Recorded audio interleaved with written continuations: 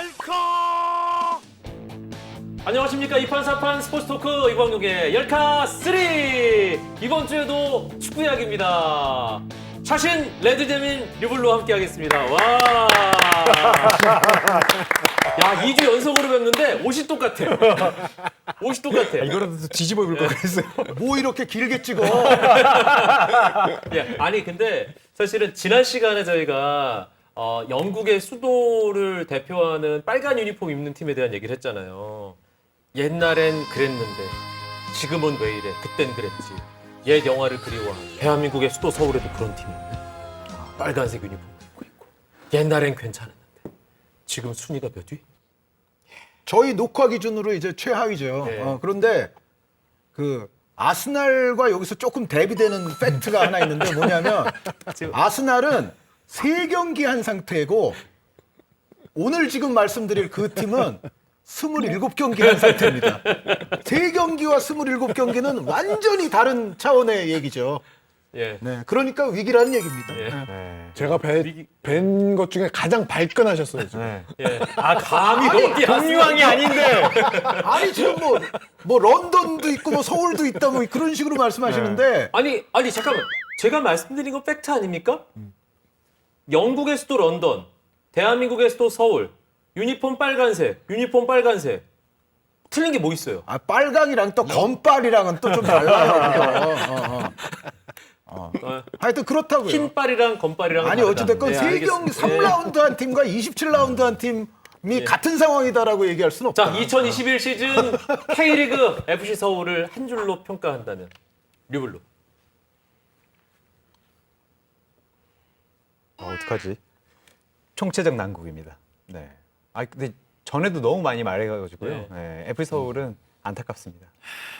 누적된 결과입니다. 네. 아, 누적된 결과다. 예, 하루 이틀 예. 그러니까 아스날도 그랬지만은 예. FC 서울도 마찬가지다. 예. 레드제민. 느낌을 말씀드리자면 프로축구 구단이라는 느낌보다 축구 잘하는 회사원들이 모여 있구나라는 느낌이 듭니다. 야. 그 축구 잘하는 회사원들이 모여 있는 집단들이 또 있습니까? 동아리 있죠. 사내 동아리. 아 사내 동아리. 예. 회사에서 축구 잘하는 사람들 모아가지고 조기 축구 모여 있으면 뼈를 때리네.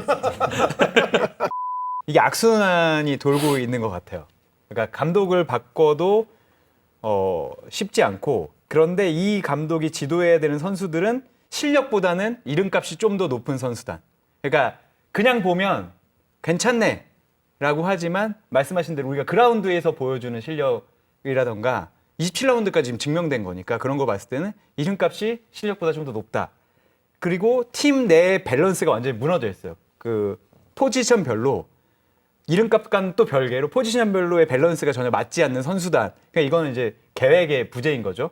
근데 상대적으로 힘도 없고 계획도 없는 프런트가 또 있습니다. 이 네 가지가 제가 봤을 때 이 순환을 하는데 이 순환이 좋은 순환이 아니잖아요. 서로 영향을 주고받고 있기 때문에 잘하기가 상당히 어렵다. 예. 네, 그런 것 같습니다. 그러니까 FC 서울이라는 구단을 구성하는 모든 구성원이 문제다.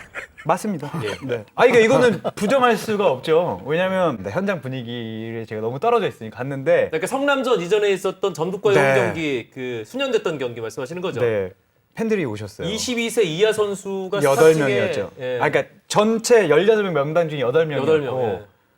외국인 선수가 이제 오스마르 선수만 선발로 뛰고 오스마르, 양한빈, 여름 선수 제외하고는 다 젊은 그렇죠. 선수였죠. 그렇게 나와 있는 거였는데 끝나고 경기 자체는 올 시즌 서울이 치른 것 중에서 가장 좋다고 할 수 있었어요. 물론 졌지만 네.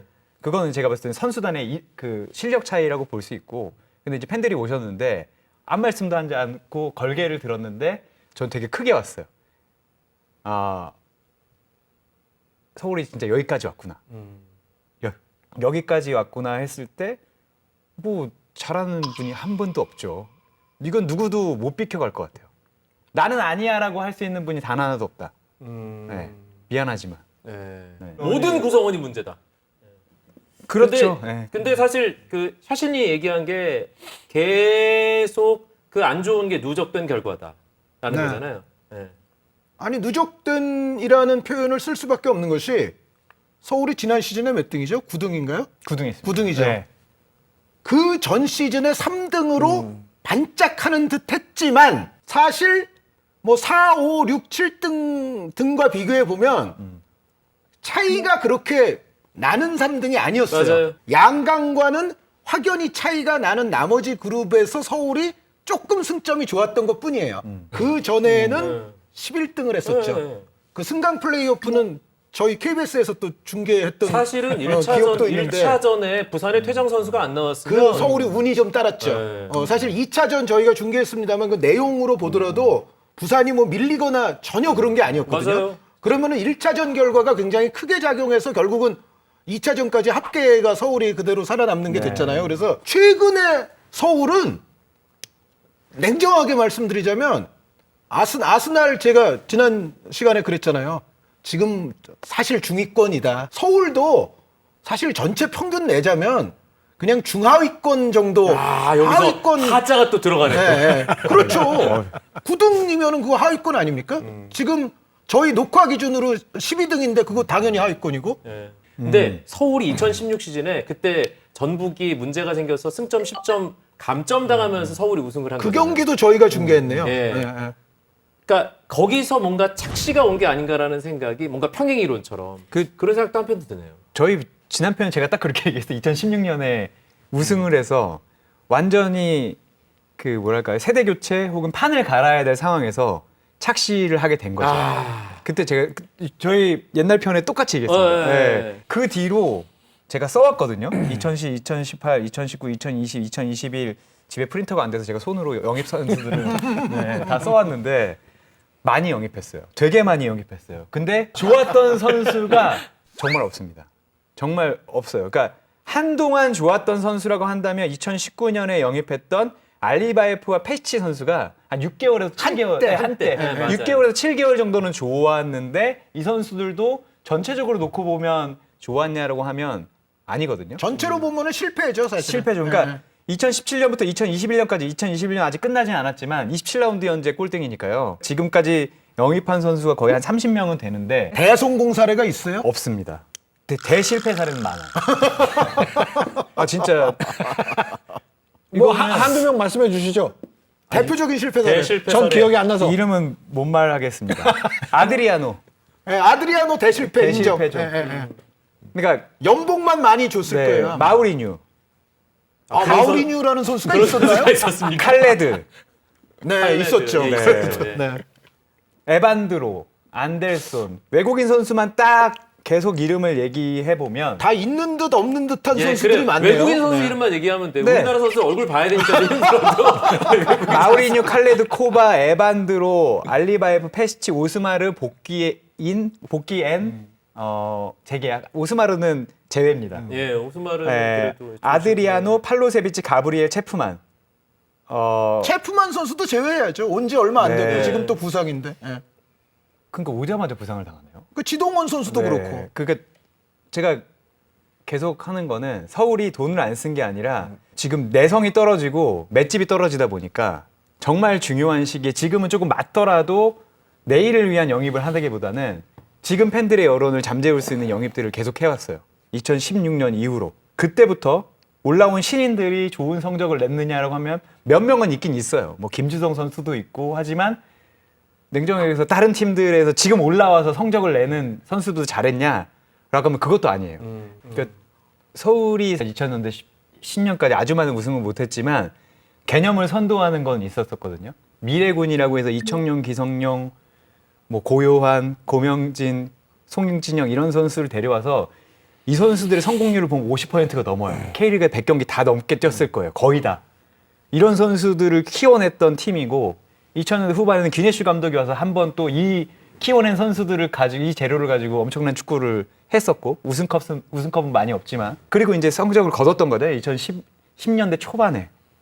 근데 이때가 너무 잘 되다 보니까 중심을 놓쳤고 물론 이 GS 그룹에서 FC 서울이라는 구단이 차지하는 비율을 그렇게 크게 볼 수는 없겠지만 이때는 그래도 주목하고 있었을 거라고 생각을 하는데 2016년 이후에는 그런 시선도 놓치지 않았을까라는 생각이 좀 듭니다. 네. 주목을 해달라고 하기 어려운 예전만큼의 주목도는 아닐 수 있다는 거죠. 그렇죠. 그리고 네. 그 모기업의 주목을 받고 있고 관심 속에 계속 잘 유지하고 있는 팀이 일단 현대가 전북과 울산이죠. 그거 제가 기론 딱 한마디만 하면 될 것 같아요. 그 전북은 그 의지를 보여줬잖아요. 시즌 중반에 송민규를 2장이 넘는 금액으로 추측입니다만 사준 거는 그거잖아요.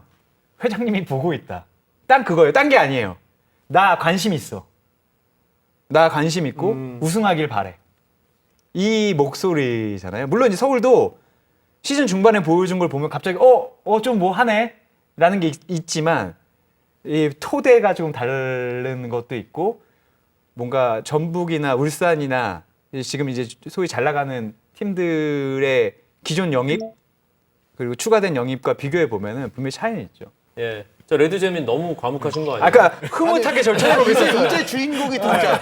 이 경기장 안에서만 얘기를 하면 아까도 처음에 말씀드렸던 게 사실 제가 그 몇 주 전에 썼던 기사의 이 주제이기도 한데 현재 지금 서울은 못해서 강등권이 아니고 안 뛰어서 강등권이 쪽에 가까워요. 네.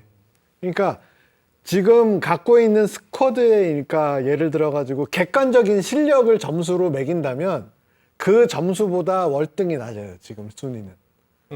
예. 평균값만 내가 100%를 다 했다. 혹은 뭐 컨디션이 좀 안 좋아서 90%만 오늘 뛰었다라고 해도 지금 순위보다는 올라와야 돼요. 그 역설적으로 그 9월 초에 있었던 전북과의 홈 경기가 왜 인상적이었냐면 젊은 친구들이 정말 열심히 뛰었거든요. 네, 맞아요. 그래서 인상적이었던 거예요. 솔직히 말씀드리면 올 시즌 들어서 초반에 이제 기성용 선수가 골 넣어가지고 3연승인가 했었던 네네. 적이 있는데 그 이후에 전북전이 가장 잘 뛰었어요. 비록 졌지만 정상적으로 뛰었어요. 제가 네. 보기에는. 그 경기 유일하게. 그 전까지의 8월 경기 예를 들어서 8월 경기는 정말 이게 눈으로 보였어요. 일단 경기 운영 자체가 굉장히 소극적이에요. 먼저 한 골을 넣었다. 그러면은 갑자기 시계바늘이 90년대로 돌아가요. 야, 닫아. 내가 잘 해가지고 한 골을 넣었는데 스스로 템포를 탁 떨어뜨려요. 뒤에서 그리고 볼 돌리고. 뒤에서 볼을 계속 돌려요. 그러다가 얻어맞아서 비기고 또 얻어맞아서 지고가 계속 패턴이 반복이 되는 거예요. 그리고 뭐 스스로 그렇게 뛰지를 않는데 상대방은 정말 죽어라 뛰고 야 우리 월급만큼만 일하자라는 얘기를 굉장히 많이 하잖아요. 회사원들끼리는. 야 받는 만큼만 일해. 근데 저는 그 현장에서 그게 제일 많이 느껴졌어요. 아, 저 친구들 굉장히 딱 받는 만큼만 뛰려고 하는구나. 받는 만큼은 껴요? 받는 만큼도 근데 솔직히 일반인 제 기준에서 보면은 받는 만큼도 안 뛰죠. 예. 근데 왜 안 뛰는 거예요? 왜 안 뛴다고 생각하세요? 여러 가지 문제가 있겠죠. 그 안에 들어가 본 적이 없기 때문에 정확히 알 수는 없지만 뭐 굉장히 마음이 다들 여기에 없는 거는 확실한 것 같아요. 경기 90분 안에는 없어요. 마음이. 아, 그 터치라인 안에, 예. 골라인 안에 없어? 예, 그 거기에는 없어 보여요. 그건 진짜 심각한 건데. 순한 맛이라니까. 뭘 해도 너는 순한 맛이야. 그러다가 느낌이 지금 굉장히 일부 리그에서 쫓겨나는 위치까지 와 있어요. 근데 그렇죠. 그게 저는 말이 안 된다고 생각하는 게 아니 그 홍재민 기자의 말이 안 된다고 얘기하는 게 아니라 제가 그 숫자를 이럴 땐 또 좋아하기 때문에 찾아보면 지난 시즌에 K리그 1의 평균 연봉이 1억 9천만 원 정도더라고요.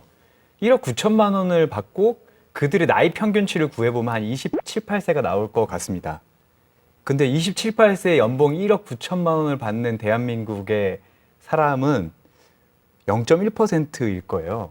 그럼 0.1%의 0.1%도 많이 잡은 거죠. 그 0.1%의 멘탈리티는 절대 그렇지는 않을 거예요.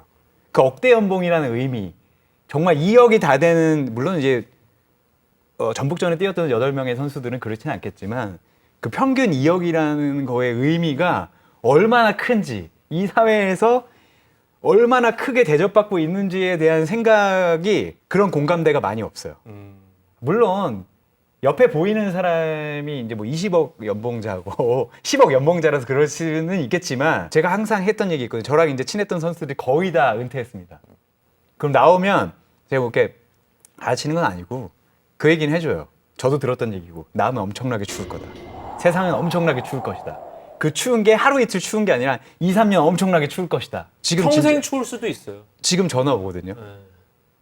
형 그때 얘기했을 때는 사실 겁나 짜증났는데 요즘에 보니까 그때 내가 얼마나 많이 받았는지 알겠다. 나 그때 정말 양반이었구나. 이런 얘기 하는 사람도 있고. 근데 이렇게 지금 이제 서울 팬들이 분노하고 우리가 지금 이런 방송 하고 있는 이유는 그 정도의 값어치에는 전혀 이 두 분이 이제 팬들의 분노를 충분히 심도 깊게 피력해 주셨기 때문에 저는 여기서 받아서 축구 내적인 얘기 조금만 할게요. 네. 두 분의 얘기와 약간 연관이 되는 지금 열심히 뛰냐 안 뛰냐 지금 그 문제가 지금 크게 대두가 됐잖아요. 자, 서울 위력적인 스트라이커가 없는 팀이었습니다. 그러니까 그것 때문에 지금 뭐 가브리엘 바르보사 선수도 데려오고 지동원 선수도 데려오고 그런 거지만 대안 이후로 없죠. 사실 그렇죠. 네. 그러니까 이 스트라이커 톱의 문제는 서울 팬들이 아마 시즌 시작하기 전부터도 좀 불안해하던 요소였음에 틀림이 없어요. 그러니까 팔로세비치라는 K리그를 아주 풍미한 플레이메이커가 왔음에도 불구하고 서울 팬분들이 분명히 아마 그 이광용 씨 저 집에 있는 팬분이 잘 아시겠지만 그 플레이메이커 그래 팔로세비치는 능력 있지. 그런데 우리한텐 일류첸코나 송민규가 없잖아. 아마 제 생각에는 이 팔로세비치 선수가 포항에서 주변 동료들과 정말 톱니바퀴처럼 맞아떨어지면서 자신의 창의성과 득점력을 아주 뽐냈던 그 상황을 서울에서 재현 가능할까? 기존의 그 톱 약점은 그대로 남아있는 거 아니냐. 아마 팬분들이 그렇게 좀 불안감이 있으셨을 텐데 그게 그대로 나타나고 있고 플러스 서울의 이제 미드필드 구성이 이거는 뭐 언론에도 이미 많이 나온 얘기입니다만 팔로세비치 선수까지 도착을 하면서 팔로세비치, 기성용, 오스마르 플레이메이커만 3명이에요. 그러니까 뛰는 위치와 스타일은 약간씩 다를지언정 사실상 3명이 모두 플레이메이커입니다. 그런데 통상 미드필드 구성을 이렇게는 하지 않죠. 그런데 여기에 이제 문제가 뭐냐면은 제가 봤을 때는 은근히 서울이요 올 시즌 시작하기 전에 살림꾼들은 많이 빠져나갔어요. 역으로. 그러니까 예를 들어서 정현철 선수라든가 김원식 선수라든가 또 주세종 선수도 나갔죠. 네. 그리고 나중에 이제 한찬희 선수도 이제 중도에 또 나가게 되죠. 그러니까 아까 처음 말씀드렸던 대로 톱의 부재 그대로 여실히 나타나고 있고 열심히 안 뛰면 전술도 구현이 안 된다. 플러스 미드필드 구성 자체가 들어온 선수도 있지만 나간 쪽에 그 피해도 저는 적지 않다. 그리고 서울 팬들은 아마 센터백 쪽에도 근본적으로 조금 그렇죠. 약세가 있다고 생각을 할 겁니다. 그렇게 따지면 다 문제네요. 결국은 뭐 수비 그러니까 미드필드 모든 포지션의 톱 할 것 없이 밸런스가 안 공격과 수비가 문제네요. 구단 전체를 봐도 다 문제고 축구적으로만 봐도 다 문제고. 저는 축구적으로 저는 해설해 드렸습니다. 이거 어떡하지 이거. 예. 답이 없는데? 그리고 하나만 더 말씀드리자면 이게 있어요. 서울이 21경기에 제가 세보니까 2승 7무 12패를 했어요. 그런데 이 가운데 멀티골 이상 차이로 패한 게임은 슈퍼매치 0대3 딱 한 경기고요. 11패가 다 한 골차 패배예요. 그런데 이거는 어느 스포츠 종목이나 마찬가지지만 예를 들어 바둑을 두어도요. 어떤 선수가 반지패를 한 10판을 연속으로 반지패를 당한다 쳐봐요. 그러면은 일단 이것의 어떤 해석은 어떻게 내릴 수가 있냐면 못 두는 바둑은 아니야. 그러니까 기본적으로 영 실력이 없으면은 반지패가 계속 나오겠습니까? 다 거의 이길 뻔한 게임이라는 얘기잖아요. 그러니까 실력이 그렇게 없는 건 아닌데 그럼에도 불구하고 항상 진다. 그것이 반집이든 한 골 차이든 그거는 뭐냐면 승부에 매우 약한 팀이 됐다는 거죠. 이미 서울이. 근데 저는 전북전 보면서 강등은 안 당하겠다는 생각은 들었거든요. 그날처럼만 하면. 그럼 누가 당하나요? 그건 잘 모르겠습니다.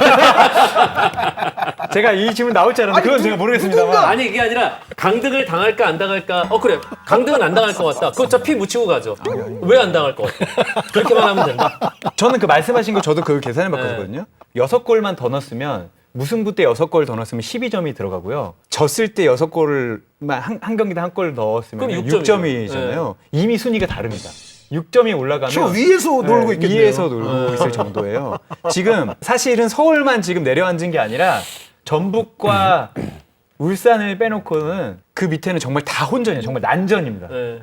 왜냐면 수원 FC하고 포항이 지금 이렇게 안악하고 있는 거 그 팀들이 잘하긴 하지만 지금 다른 팀들도 말씀하신 대로 승점 싸움에서 지금 매우 아쉬운 부분들이 많거든요. 반대로 제가 봤을 때 포항이나 수원 FC는 질 때는 지더라도 승점 싸움에서는 되게 능한 팀들이에요. 맞아요. 네. 근데 이제 서울이 이렇게 해서 승점을 1점씩만 더 쌓으면 기대 승점이 저는 아주 낮다고는 생각하지 않아요. 그리고 그 예전에 기사 찾아보니까 파리 생제르맹도 한 10 몇 년 전에 한번 강등할 뻔한 적이 있었더라고. 비슷해요. 서울하고. 읽어보면 정말 비슷해요. 그때도 프랑스 팬들이 파리 생제르맹을 정말 싫어하는 팬들이 많지만 너무 잘해서 떨어지기 아까운 팀이다라고 했는데 지금 서울이 정말 그렇게 된다고 하면 산업적으로도 저게 답이 안 나오기 때문에 일종의 제가 이 바닥에서 밥을 먹고 사는 사람으로서 그러면 안 되는 거야. 그러면 안 돼요, 진짜. 그러면 안 돼요.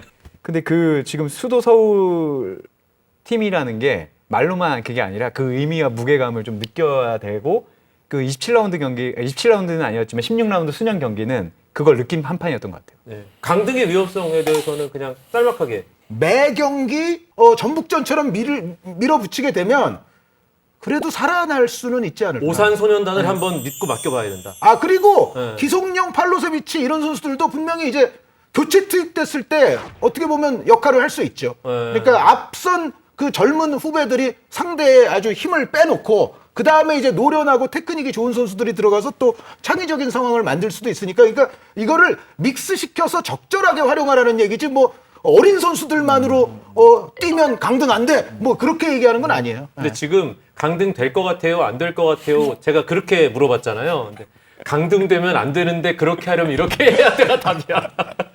아, 근데 어쨌든 지금까지 순위가 그래도 서울은 그래도 K리그 1에 있어야 되지 않아? 약간 이런 마음을 가지고 대답을 하시네 다들. 아니 저는 그렇진 않아요.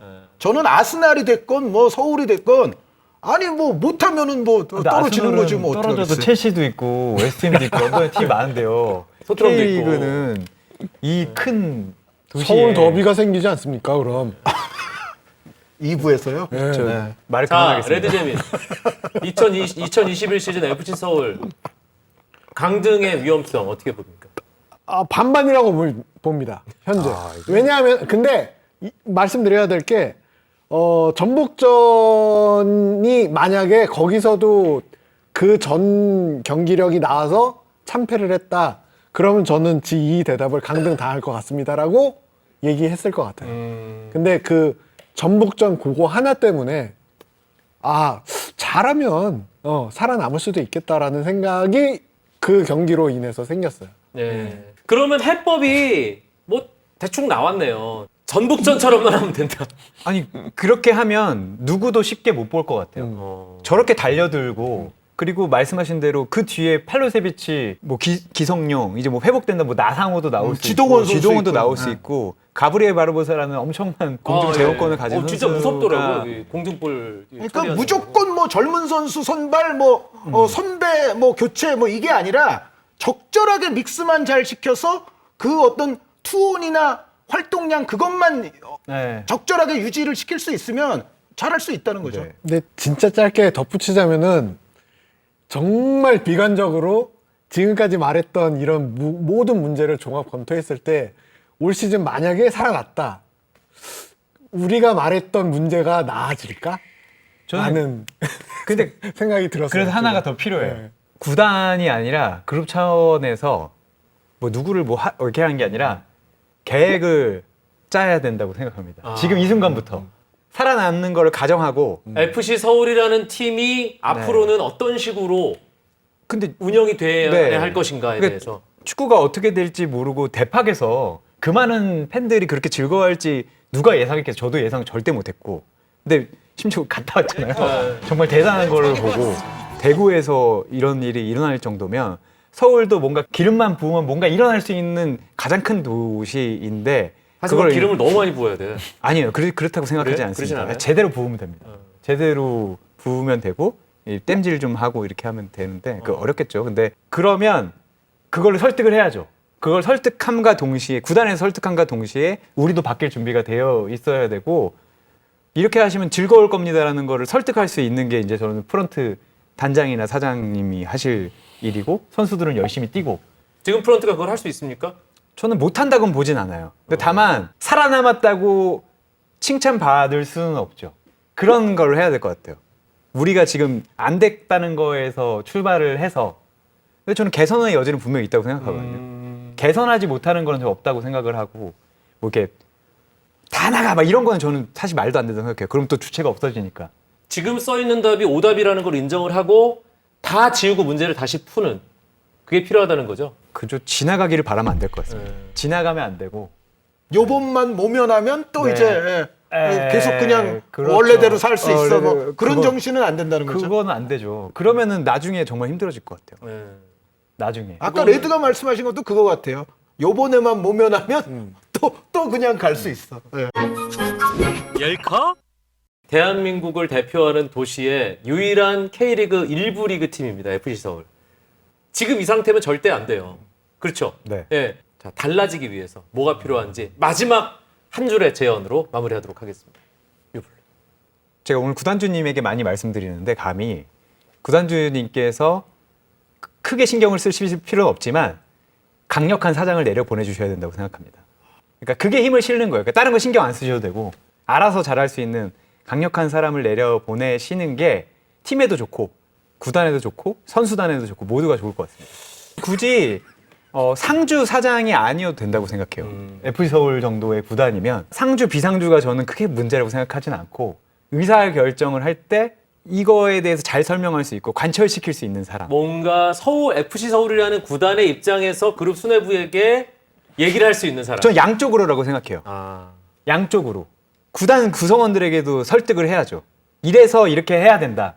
믿고 2, 3년만 해보자. 그리고 저는 그 사장한테 5년 정도 줘야 된다고 생각합니다. 5년 정도 주면 달라질 수 있습니다. 레드제민. 맨 처음에 이제 회사원 말씀을 드렸는데 이게 왜 이제 뭐 더 밑으로 내려가면은 우리는 모두 돈을 버는 사람들이잖아요. 돈을 버는 사람들이고 예를 들어서 회사원과 프로축구 선수의 차이점이라고 하는 거는 회사원은 남들이 안 봐요, 나를. 내가 어떤 업무 퍼포먼스를 냈는지 그 회사 안에서만 늘어나지 바깥 사람들은 모른다고. 근데 프로축구 선수들은 바깥에 있는 사람들로부터 평가를 받음으로 해서 돈을 버는 직업이잖아요. 일반 회사원은 월급으로 돈을 벌 수도 있고 주식으로 돈을 벌 수도 있고 예를 들어서 비트코인으로도 돈을 벌 수 있고 여러 가지로 돈을 벌 수 있어요. 마찬가지로 돈을 버는 사람이다라는 개념에서는 프로축구 선수들도 마찬가지예요. 월급으로 받을 수 있고 승리수당으로도 돈을 벌 수 있고 주식 투자해서 받을 수 있고 어떻게 영리하게 해서 비트코인으로 해서 돈을 벌 수 있어요. 그렇지만 바깥 사람들로부터 받는 관심과 평가를 기본으로 깔고 가야 되는 프로축구 선수라면 내가 축구로 버는 돈이 가장 중요하다는 거죠. 결국에는 기본에 충실해야 된다는 거예요. 세상 살아가는 거는. 네. 말씀 주십니다. 예. 그라운드 안에 최선을 다해야 된다. 샤신의 한 줄 제언. FC 서울의 모기업님. FC 서울이라는 구단명에는 물론 그룹의 이름이 포함되어 있지는 않습니다. 하지만 모든 국민은 FC 서울의 이름 속에 그룹의 이름이 내포되어 있다는 것을 알고 있습니다. 모든 국민은 아닐 수도 있어요. 모든 국민은 아닐 수도 있습니다. 하여 FC 서울이 만약 강등이 된다면 이것은 그룹의 강등이요, 그룹의 치욕이요, 그룹의 수치입니다.